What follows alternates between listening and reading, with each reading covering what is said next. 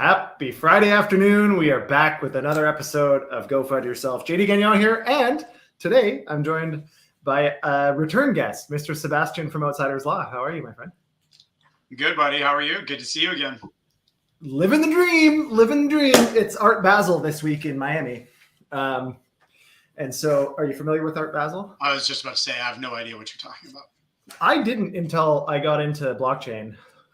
There's a lot of when the NFTs became a thing, we kind of latched on to Art Basel because Art Basel's, as far as I know, it's the largest art and culture conference in the world.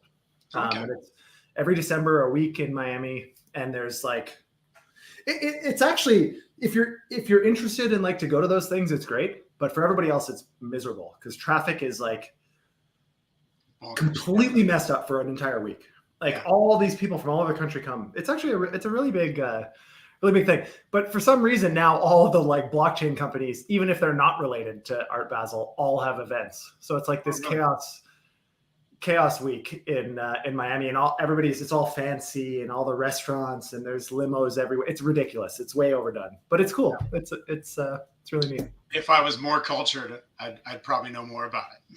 I make it sound like I'm cultured, but.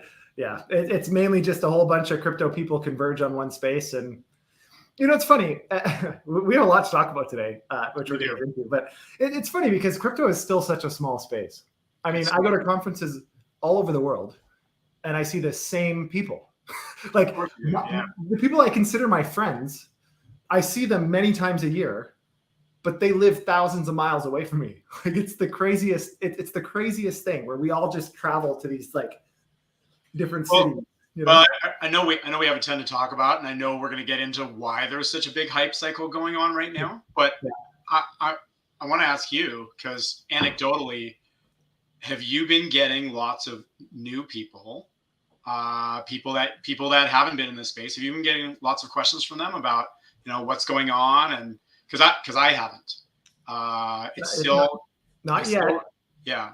Not yet. So the way it normally goes, this has been my experience this is my third cycle in the space. So the way it goes is I'm everybody's favorite person during a bull market. Everybody wants to know what I think about things, and they can't believe how I got into this space. And it's so amazing that you're building technology that's going to shape the world, yada, yada, blah, blah. Bear market, everybody's like, oh, you're still in crypto? What are you doing? Are you building a scam? And they like to laugh at you, right? Yeah. And then the next bull market, those same people come back and are all fired up and want to know things. I've had a few people kind of come out of the woodwork lately, but not. I don't think kind of mass consensus is we're in a bull yet. But it's crazy, right? I'm trying to reconcile what I see on Twitter, and I'm trying to reconcile the fear and greed index, which is, at extreme greed, or at least at greed right now. So everybody who's in is as crazy as they've ever been. But I just don't know that the people who are not in are paying attention yet. I think we're going to see let's get the intro out of the way, and then we can dig into this. Today, we're going to talk pretty much all things ETFs. So if ETFs were on your mind this morning, we got you covered. If they weren't on your mind, we're going to make it what you think about over the weekend. We're going to talk about BlackRock. We're going to talk about Grayscale and their Spot ETF. We're going to talk about who else? I don't know. We're going to talk about everybody and anybody that has an application. We're going to talk about ARK. And I think my friend Sebastian has a lot of ideas here, a lot of thoughts on this and how things are going to play out. So I'm super excited to get that. Quick reminder, live show Monday to Friday, 12:30 p.m. Eastern. We're on all the major venues. Today, the merch sponsor is Lamborghini of Miami. They sponsored it by allowing me to buy it. That's about it. So there is no merch sponsor. There is no merch sponsor today. Actually, I did get it for free. I should qualify this. I got it for free, sort of, but I spent enough money there that the shirt probably was paid for somewhere in there. So we'll leave it at that. Anyways, let's get going.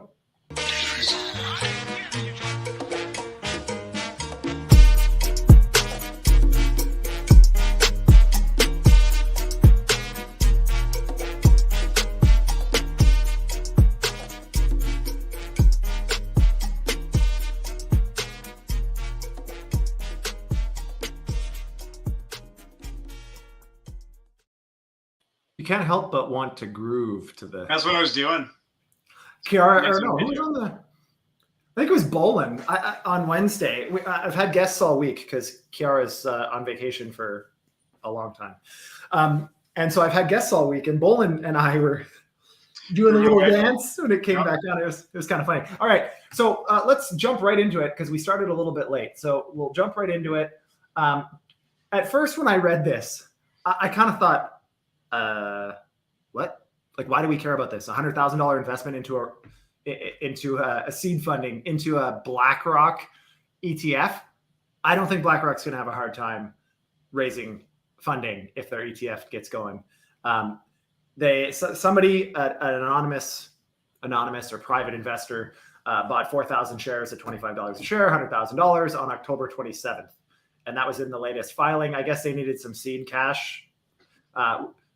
What do you think about this one? Like, does this tell us anything, or is this just a whole bunch of we had nothing else to write, so we talked about this? So I'm not a U.S. lawyer, and I'm not a U.S. securities lawyer, so I don't know exactly what this ETF funding process is. I agree with you. BlackRock has no problems raising the funds. I've seen a number of investors talk about how they were part of BlackRock's initial seed round. They will be investors in this fund when it goes live. So I think this is more of a formality. Yeah. And again, with some pretty funny structure in how they do it. Some like unrelated party who is anonymous had to fund it, but I really can't provide any real. Here's what I've gathered from this whole thing, and I can opine because I'm not a lawyer, so no one takes anything I say seriously. But what I've gathered from this whole thing is they just have to show the process of how people, and they need an example, and somebody has to be said example. Who knows? It could just be Larry himself that is the anonymous investor. Who knows? Sure. I would just say we've now seen so many little pieces of this process fall into place, right? BlackRock has a listing acronym. They now have this funding. They have this, and I think we'll talk about it a little bit later, but they have their multi-hour meeting with the SEC a couple weeks ago where there's 20 pages of notes talking about how not whether this thing will get approved, but how it needs to look and how it needs to operate. They get into the details of the custodian and everything, right? Yeah. So there's we'll definitely get into that. And one thing that was kind of weird about this article, and I'm not sure I completely understand it, but the way BlackRock plans to pay the sponsor's fee is with borrowing Bitcoin or cash as trade credit. Right. Which seems pretty strange to me. The reasoning for that is they don't want to impact the BTC price. I'm not sure that the fees alone are enough to impact the BTC price. How did you interpret that? What was your? I would say that piece by Eric Balkunas that explains it did not make any sense to me. So I can't really say. My thought process on it is, if this means that they do not have to sell Bitcoin in order to pay fees, then that's got to be a positive, right?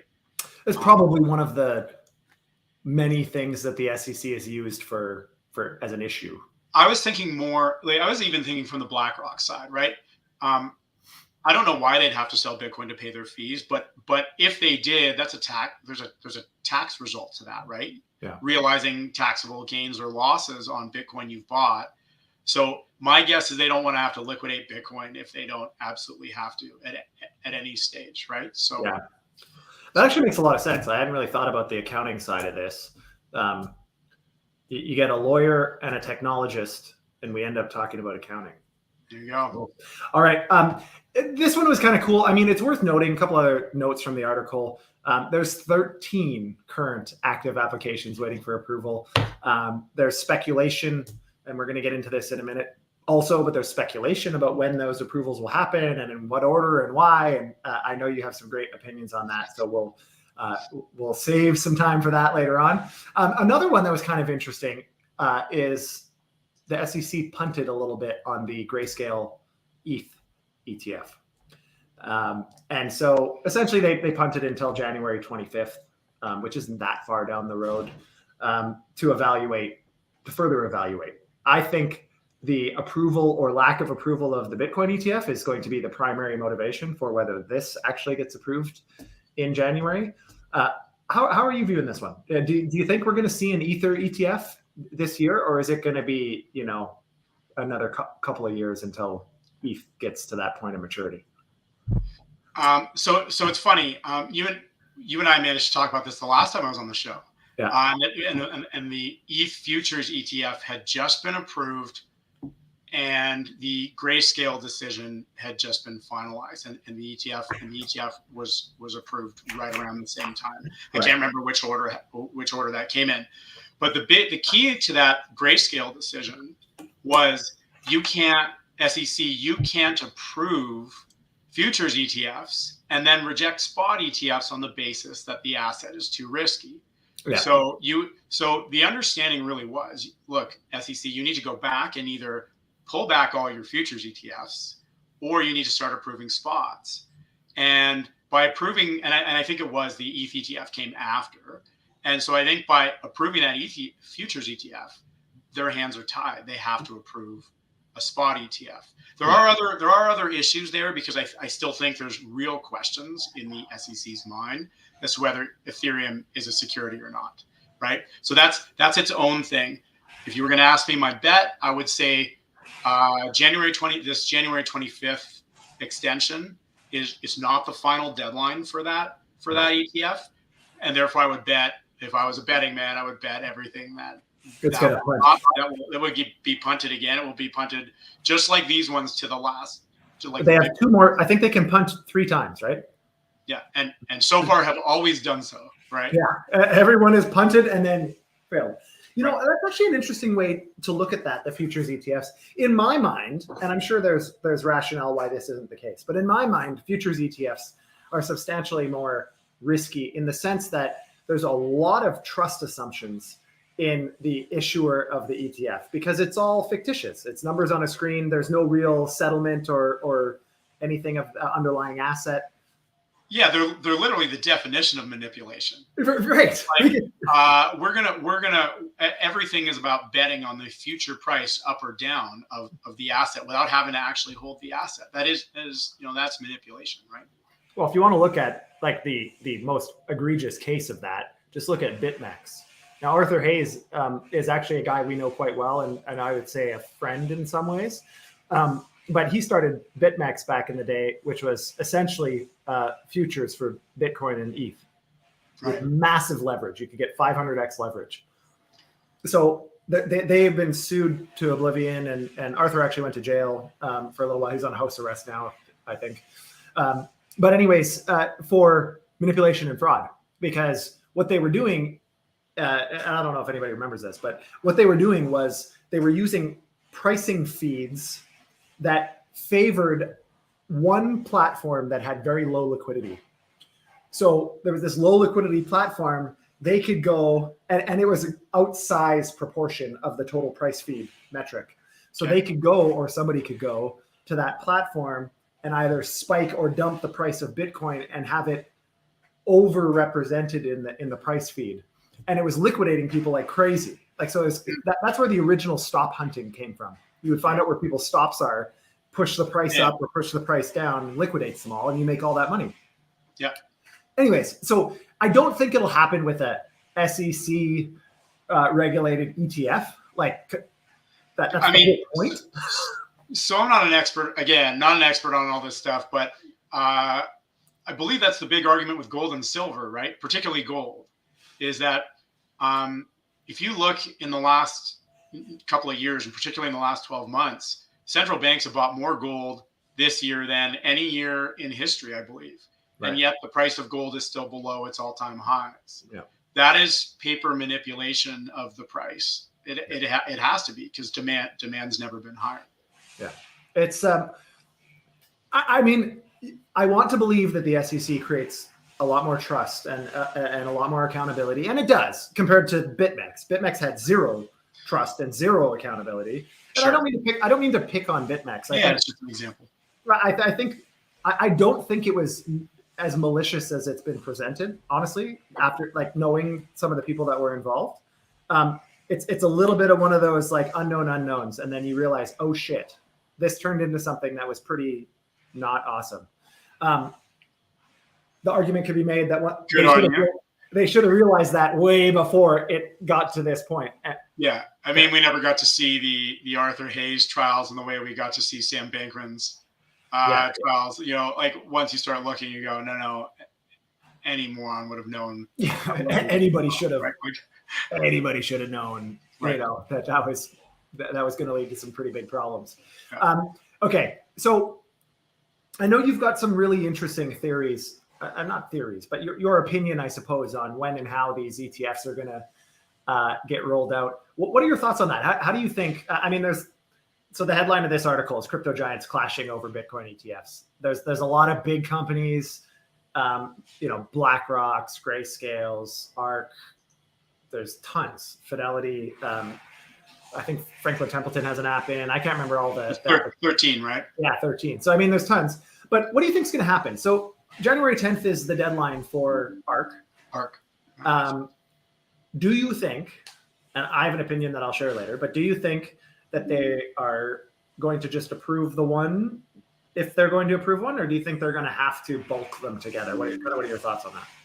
Oh, I think, I think the key thing that a lot of people need to know is that the ARK one is at its final pushback date. Yeah. And that's why we're getting all these announcements everywhere about early January, 90+% chance of approval. We think it'll be a whole bunch of them. We believe, I believe, and I think everybody believes that BlackRock's getting approved as part of any approval process. And so if BlackRock's getting approved, then it'll have to happen on that Jan 10th date. ARK will get approved. A whole bunch of them will get approved. The one that I think might be interesting is the Grayscale one, because Grayscale is completely different than those other ETFs. Those other ETFs are clean ETF applications, whereas Grayscale is a pre-existing closed-end fund, and it has to convert into an ETF. We've talked a lot, and everybody in this industry is talking about the games the SEC's been playing. Mm-hmm. And how they, there's a belief that they want these big traditional players, particularly BlackRock, to be in control and to become the favored vehicles. Well, if you can delay Grayscale, who is currently by far the biggest player, I think they hold the most Bitcoin in the world. I think if you can defer them by a week or two, the evidence is shown repeatedly. If you look at those two futures ETFs that came out back in whatever that was, 2018, 2017 at the very end. I can't remember exactly when they came out. Yeah. They came out, like a few days apart. The first one was the significant winner. All the volume flowed in there. And I think we saw the same thing in Canada with we first had some closed-end funds and we had some ETFs, which I think is also a relevant piece that has come up, as people are predicting how these ETFs are going to affect markets. We could talk about that too. Canada. The only thing about Canada, like I'm actually Canadian too, but I live in America. But the only thing about Canada is there's just not enough people there for it to matter. Like the volumes just aren't high enough. But there's been Ether Spot ETF and BTC Spot ETF in Canada for years. Like it's right.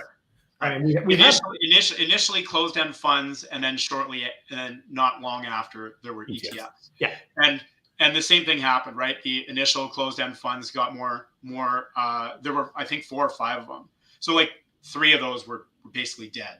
Yeah. But a couple did really, really well. Like the QBTC and QETH ones did really well, and then we got the ETFs, so the Purpose Trust and a few others. And again, the first ones were way bigger. And I think it's a fallacy. It's been the claim has been that those were not successful, but we had an incredible amount of volume in Canada at the beginning when those things opened up.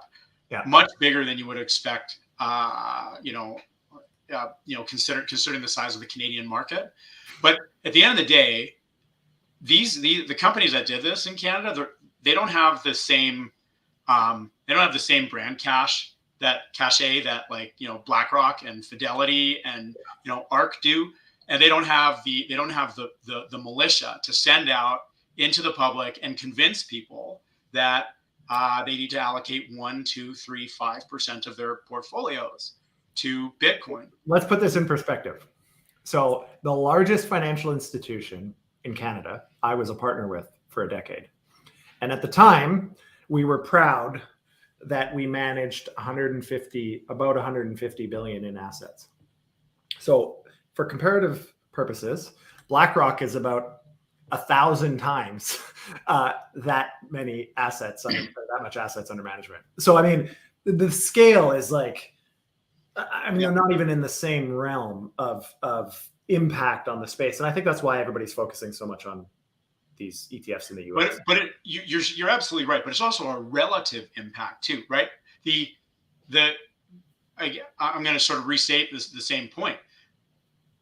Wealthsimple and their Bitcoin holding product, they don't have the same ability to spread the word across Canadians that these mega companies do in the United States. So when Larry Fink is on TV and Jamie Dimon is on TV, now I get it, they're both on opposite sides of this battle, and we'll talk about that later too. But when Larry Fink says something, literally everyone in the United States is paying attention, and every competitor is paying attention and going, okay, what is our strategy relative to what Larry Fink and BlackRock are doing, right?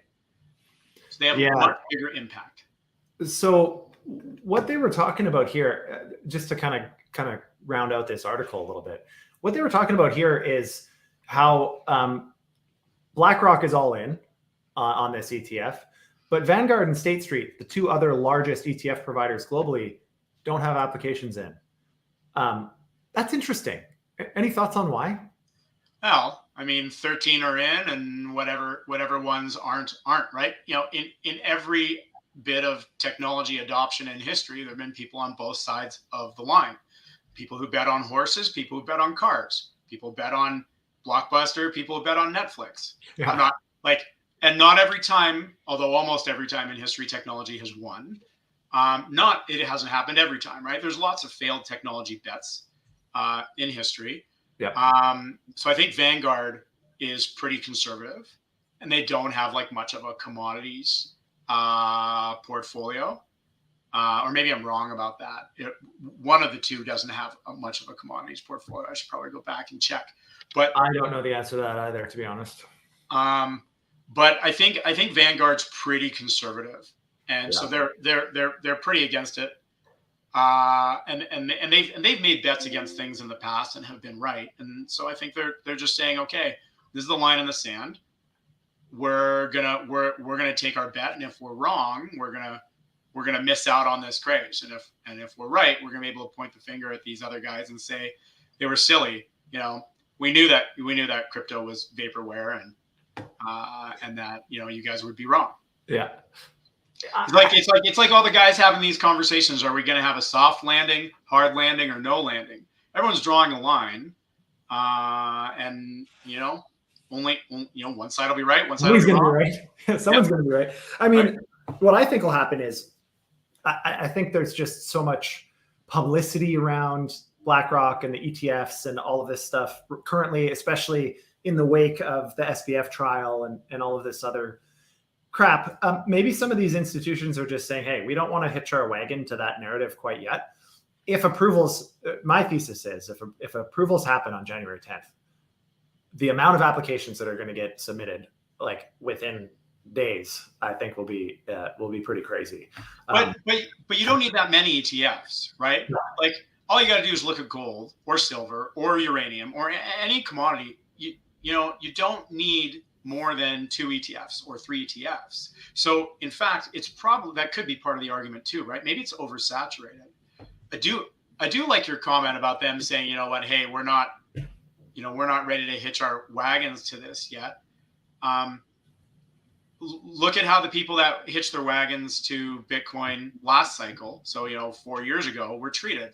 Bukele in El Salvador, and Michael Saylor, right? Yeah. Today, they look like geniuses. And actually, Polyev here in Canada, Pierre, I don't know his name, Polyev, Olivier. He's got a lot of, you know, sort of economic background. He's got a solid understanding of economics, and he came out at one point and made a comment about how he was going to, you know, I don't know if it was, I might be overstating it, but he's a big believer in Bitcoin, and there was some suggestion that he might try to tie at least a small portion of Canada's economy to Bitcoin. And you know, Trudeau came out, Justin Trudeau came out and really used this bear market as an opportunity to attack Poilievre's, you know, theoretical policy, which was never actually made really clear, but he just implied that he thinks Bitcoin is an interesting asset, right? Okay, so we've talked a lot about the kind of crypto giants, so to speak. What about, you were mentioning before, kind of in the green room, if we want to call it that, but you were mentioning before, you know, some of the documents that have come out from the discussions with BlackRock and others, which subsequently we saw a bunch of amendments to the applications, and like it's kind of feeding into this narrative a little bit that like, hey, they had these conversations with the major people that are applying, and then as a consequence of that, they've kind of all got their marching orders a little bit on what they need to do to make this work. They all, not all of them, but a lot of them made amendments to different, you know, pieces, custodians and all that stuff. So like, what are your thoughts on that? I know you had actually, I believe you read through some of the BlackRock stuff. What were your thoughts on that? Yeah, I mean, I'd actually say that the point I started to realize that this was very likely to happen was actually an interview with Kathy Wood of ARC, probably about a month ago, and she was giddy. You know, she's talking about how, you know, the SEC came back with like an incredible volume of questions. And she said, you know, normally you'd be pretty upset about this. Yeah. But in our case, we were so excited because it meant that they actually showed interest. And she talked a lot about how the SEC really understood the applications, really understood Bitcoin, really understood how these things were, you know, going to work, and they were really they asked very specific questions about how these ETFs would work. And so we've shifted from we're just trying to find ways to reject you. Yeah. We're trying to find ways to push this through. She didn't quite go that far, but you could tell from her. So it was the ARC ones you were referring to earlier. Yeah. Oh, yeah. Okay.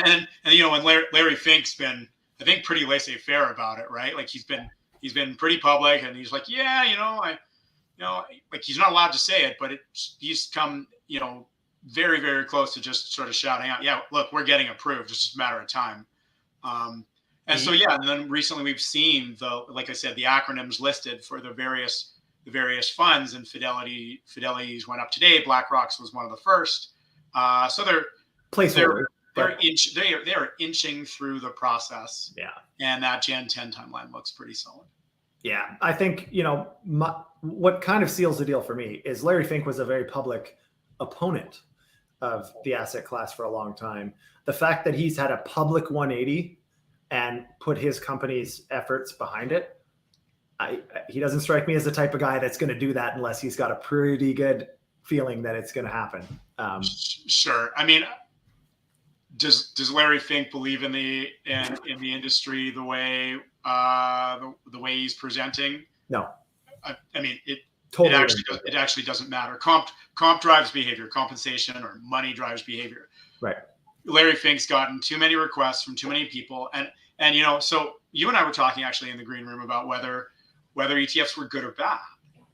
And frankly, I look at it. I'm a Bitcoin holder.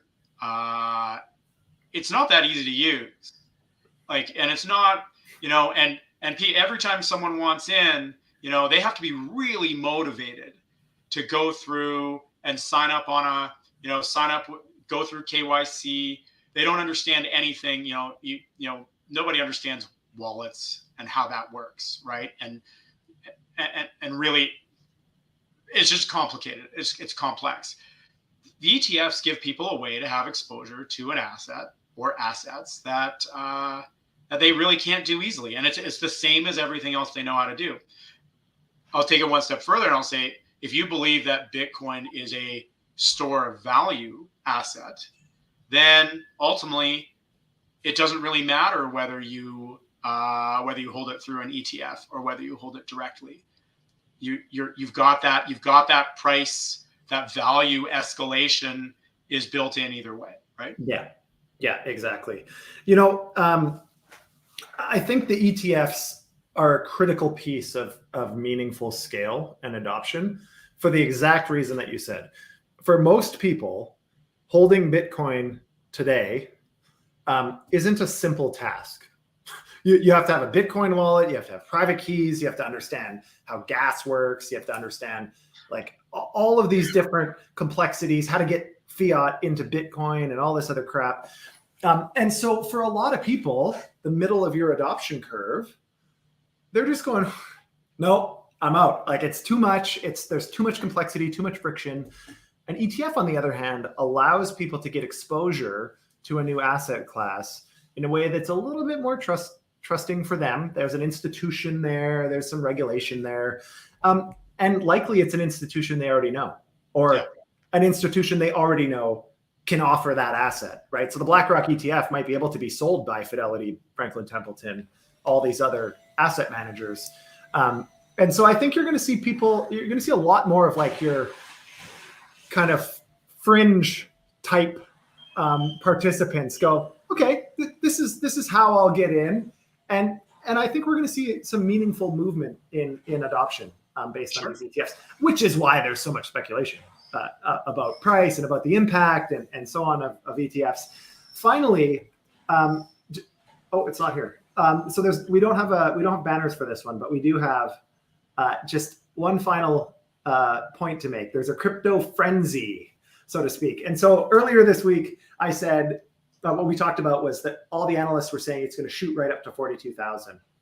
So you better get on board. And I said, hold on, nothing goes straight up ever. And so my concern is that there's still a chance, although incredibly small, that there is no approval on the 10th of January. And if there is no approval on the 10th of January, my feeling is that we will see a bubble pop. And I don't necessarily personally want to hold assets. Not financial advice. I'm not an advisor, whatever. But Bitcoin ripped up to 44K and isn't really showing too many signs of slowing down. Like it's kind of consolidating here again. But what do you think? Are we in for some excitement here? Or are you a little bit cautiously optimistic? Kind of where are you at on this whole thing? Geez, I mean, if I've learned anything, I haven't been in this space as long as you have, but I've been in it for a while now. You still haven't learned anything. Whatever the market thinks price is going to do, it will not. It will do something different. So I can answer your, I'm willing to take the same side as the bet as you, if it does get rejected. Again, nothing is 100% until it is. So if there was a rejection, you'd have to expect there to be a pullback.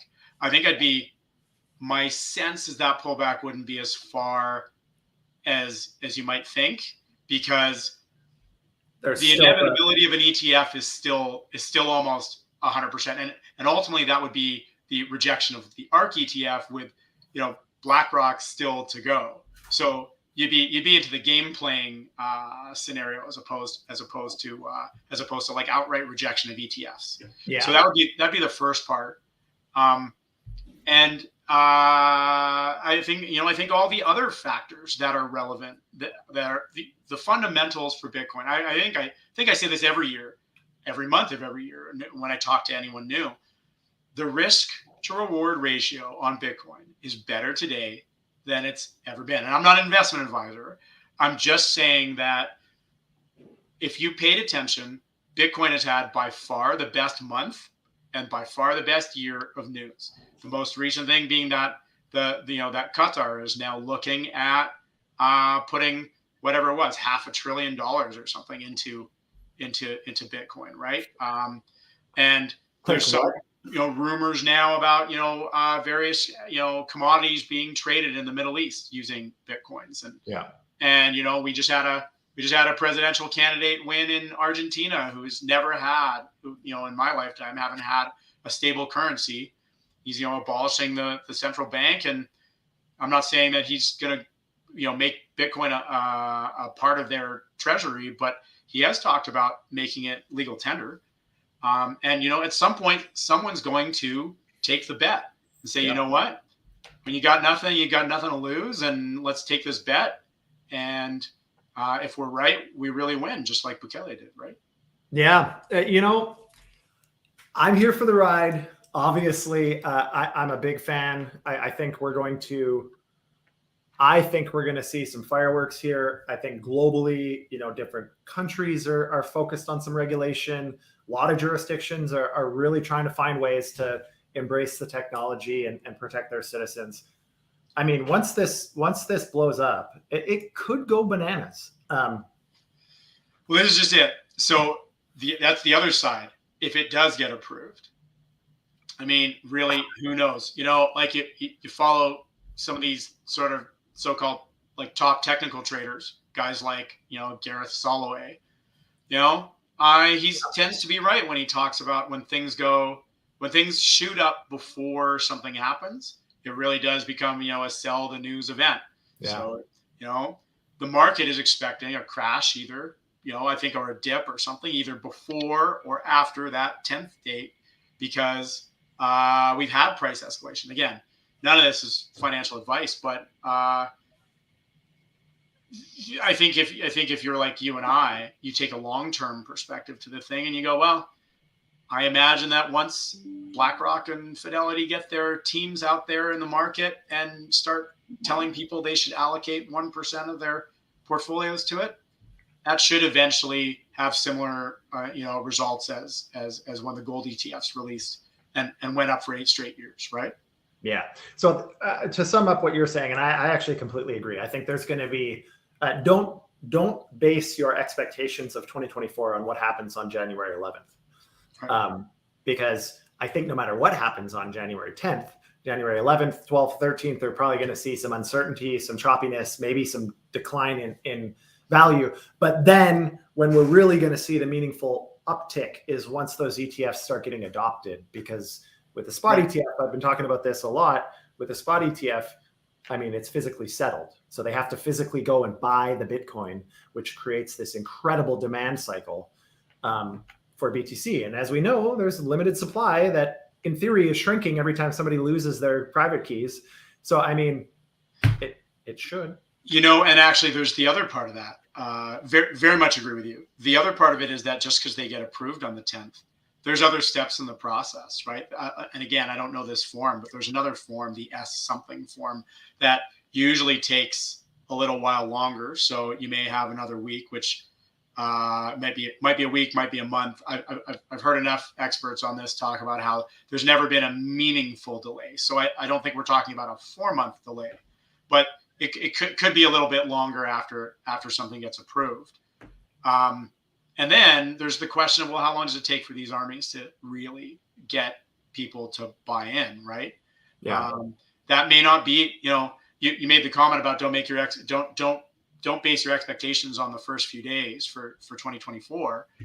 Maybe it won't even be 2024, right? It might be a longer process than that, right? It could be 2025, it could be 2027. This is, for anyone who's been a believer in Bitcoin, this has always been a long game. Yeah.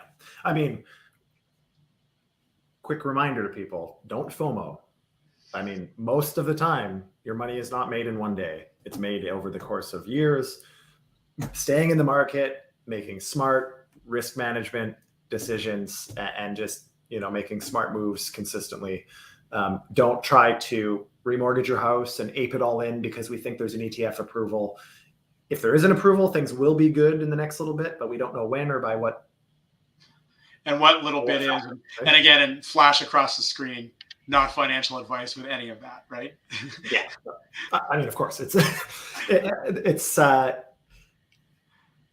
all speculation. It's just our opinion based on, whatever we're seeing. Based on our beliefs in the asset itself and what we think that asset is is. And maybe again, I think it's probably worth going back to basics in one of your podcasts one of these days as to why is Bitcoin so special? Because I think a lot of people don't actually know that. It's actually a good idea. We maybe should do so in the new year, you're kind of alluding to something we're actually probably going to do. In the new year, we might add a couple extra shows to the FUD Yourself shelf. So we're going to do the daily pod like we do right now. And then I think we're going to do 2 weekly shows. So once every week, one will be like a white paper examination by one of my other partners who's a lot smarter than me. And then the other one will be a longer form conversation, probably a panel where there's like 4 or 5 people talking about one topic for like an hour and 15. Sure. I think that could be pretty interesting. So let's put that on ice, put a pin in it, and maybe we'll have you back to come talk about. I love the idea. Can I give you one thing just to support this? Sure. I was on Twitter yesterday and I saw some guy, I don't know who he is, and he goes, why can't someone just copy Bitcoin's code and create a new Bitcoin? And he got just utterly destroyed. But when you read through the comments, because of course some people are like, know your history, it's been done, blah, blah, blah, blah, blah, right? But when you read through it, 99% of the comments were wrong anyways. These people who attacked him, and so at the end of it, I don't think he actually understood that it couldn't be done. He actually was still pretty convinced. He just came up with an idea just because other people had done it. So he doesn't understand the inability to replicate the founder walking away, right? Element of it. And just all of the anonymity around it and the cypherpunk kind of groundswell of who was involved initially, potentially, and all of that. I mean, it's impossible to you're exactly right. It's impossible to replicate that. You can't make the network effect without a founder and a team who are spreading it to the world. There's too much competition and noise in this space to do it without your own army. And so, like I said, a founder could not found a crypto and walk away today and expect it to grow the way Bitcoin did. Oh, absolutely not. Yeah. Unfortunately, there's just no way. Well, my friend, we are over time today. I super appreciate our conversations and thank you a ton for joining us. Quick reminder to everybody, we're a live show Monday to Friday, 12:30 p.m. Eastern. Like, share, subscribe, hit the bell, do all that shit. Help us get the reach that we deserve. We're just trying to help dispel FUD and dampen FOMO a little bit for people. And hopefully going into the next cycle, we'll have some impact on people making smarter decisions. That's all we can hope for. Sebastian, it's been a pleasure. Thank you. Where can people find you if they want to give you a follow? I have a website, obviously, outsiders.law. We're on LinkedIn. We'll send you all these things, and you can put it in the notes. But LinkedIn, Twitter, and we're on Instagram now and all that stuff. So we'll get our producers to put your info underneath. I'll put my people in touch with your people. Our people can talk.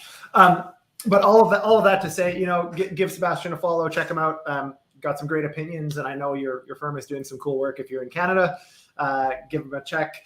With that, everybody have a great weekend. Touch some grass, spend time with your family. We've got you covered on Monday, so you're not going to miss any news if it happens over the weekend by enjoying life. So do that. And with that, today I say to you, Sebastian, go FUD yourself, my friend. Thanks, JD. Keep up the great work, man. Thank you, sir. We'll talk soon. Bye, guys. Chat soon.